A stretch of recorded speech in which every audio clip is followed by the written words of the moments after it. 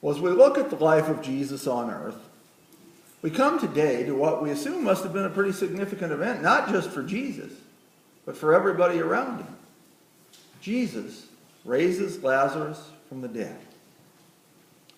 Now, this is not the only time that we're told of Jesus raising someone from the dead. In Luke chapter 7, we're told of Jesus going to a town called Nain and seeing a procession carrying a dead man.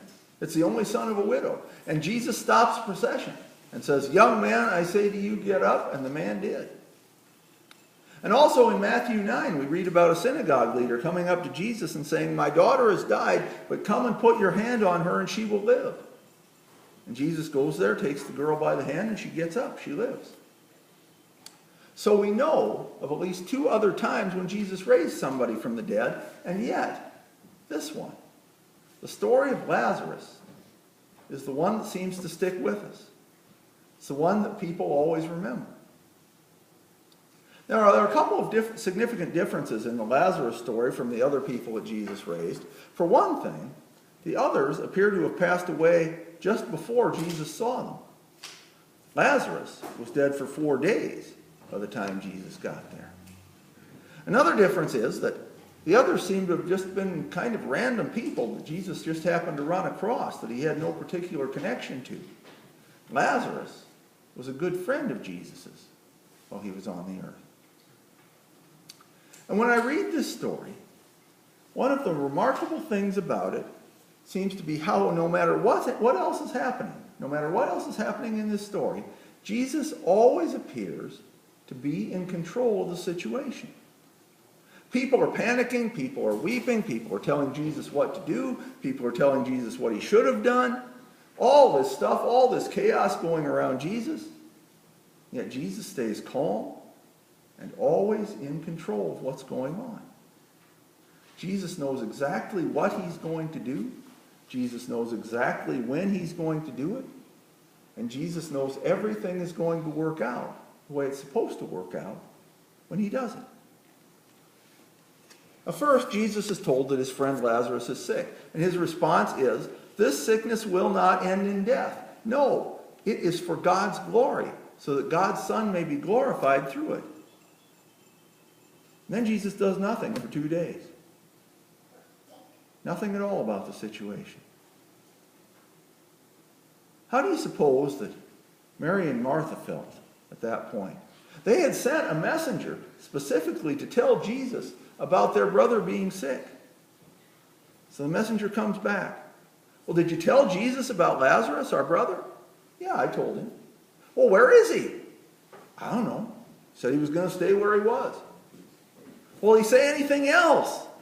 "Yeah, he said this sickness is not going to end in death." Well, I'm sure they were glad to hear that. But still, there was Lazarus. He's lying in bed. He's sick.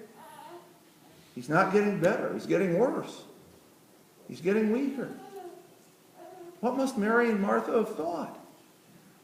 Did they have doubts? Did they have fears? Why was Jesus not coming? What was going on here? Then Lazarus dies. But Jesus is still in control of the situation. After Lazarus dies, he tells the disciples, "Okay, now it's time to go."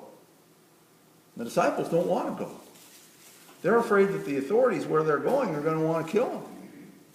But Jesus is not worried. He knows the authorities won't act in broad daylight. And so they head out, with the disciples thinking that they're going to their deaths. But with Jesus still in control of the whole situation. Jesus gets to Bethany, where Lazarus was. Martha goes out to meet him. Martha says, "Lord, if you had been here, my brother would not have died. But I know that even now, God will give you whatever you ask." And Jesus says, "Your brother will rise again." Jesus is still in control of the situation. And Martha believes that. She still has faith that Jesus can do something here. We don't know whether she expected Jesus to bring Lazarus back to life or not, but she knew that Jesus could do something. And when Jesus tells her, "Anyone who believes in me will live even though they die, and whoever lives by believing in me will never die," Martha says, "Yes, I believe that." She may not have known exactly what it meant, but she believed it. She says, I believe you are the Messiah, the Son of God, who was to come into the world. But now look at Mary. Mary does not go out to meet Jesus. She stays where she is. Martha eventually sends for her, tells her to go out there, and Mary does come out. And all she says to Jesus is, Lord, if you had been here, my brother would not have died. She's crying. And Jesus cries too. I don't think he's crying because of Lazarus' death. Because Jesus is still in control of the situation. Jesus knows what he's going to do. But he sees that Mary has lost her faith. Not necessarily lost faith in Jesus, but she's given up on the situation. She believes Jesus could have done something if he'd gotten there sooner. But now, she thinks it's too late. She had nothing more that anybody can do, not even Jesus. She's in despair. And that, I think, is why Jesus starts crying. Not for Lazarus, but for Mary. He's sad that Mary is in this condition. He's sad that Mary has given up. Thinks there's nothing that can be done. So Jesus asks to be taken to the tomb. And of course, by this time, the skeptics are out in full force. And some of them start saying basically the same thing that Mary said. Well, he opened the eyes of the blind man. Why could he not keep Lazarus from dying? But Jesus is still in control of the situation. They get to the tomb. He tells them to open it up. Martha says, hey, wait a minute. He's been there for 4 days. It's going to smell terrible. But Jesus says, never mind. Open it up. And they do. And Jesus says, Lazarus, come out. Now, we always imagine that being said in this big, loud, booming voice. Lazarus, come out. But I don't know that Jesus necessarily said it that way. Because Jesus knows what's going to happen. Jesus knows Lazarus is coming out. Maybe he just says, hey, Lazarus, come on out. And he does. He's got these linen cloths all over him because he'd been prepared for burial, but he comes out. And everyone is amazed. And don't you just think that Jesus has this smile on his face at this point? I mean, think about what he's done. Everybody's been crying. Everybody's been upset. Everybody's been upset with Jesus. Almost all of them thought Jesus had blown it by not getting there sooner. Most of them had given up. Yet Jesus always knew what he was going to do. Jesus always knew what was going to happen. He always knew how things were going to go. Jesus had it under control the whole time. So here's the point. How many times are you tempted to give up on God? I'm not talking about giving up your faith necessarily. I'm talking about feeling like Mary did. There's a bad situation, and you call on God, and God does not come. You try to keep believing, you try to keep thinking that things are going to work out, but God does not come. God does not do anything. And the situation keeps getting worse and worse. And finally, it seems hopeless. Seems like it's all over. Seems like nothing's going to happen to make everything all right. It seems like nothing could possibly happen to make things all right. And we go to God. We say, where were you? Why did you not come? If you had been here, this would not have happened. If you had been here, things would have worked out. You could have come. You could have done something. Why did you not come? Now it's too late.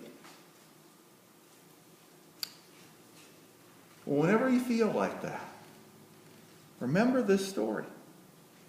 Remember that God is always in control.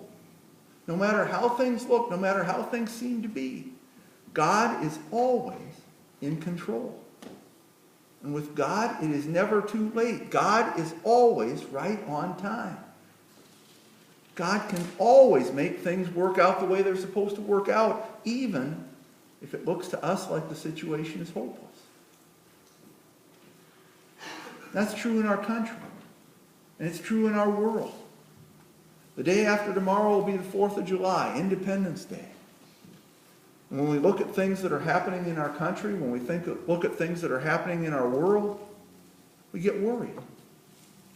Sometimes we even get scared. There are a lot of people who are calling on God to do something. It seems like God is not doing anything.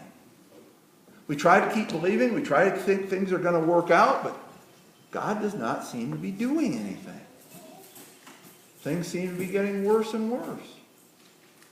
Sometimes we think that things may be hopeless.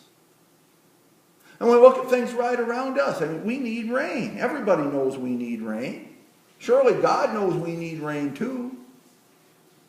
And yet, it does not rain. Oh, maybe a little once in a while, but not what we need. And again, we get worried. We get scared.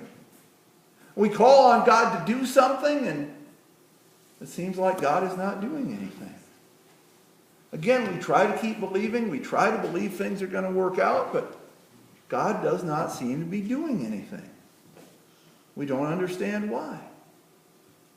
Sometimes we start to think that things are hopeless. But they're not. With God, things are never hopeless.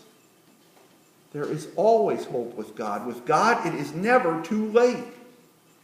All things are possible with God. Jesus was not upset with Mary when she had given up hope.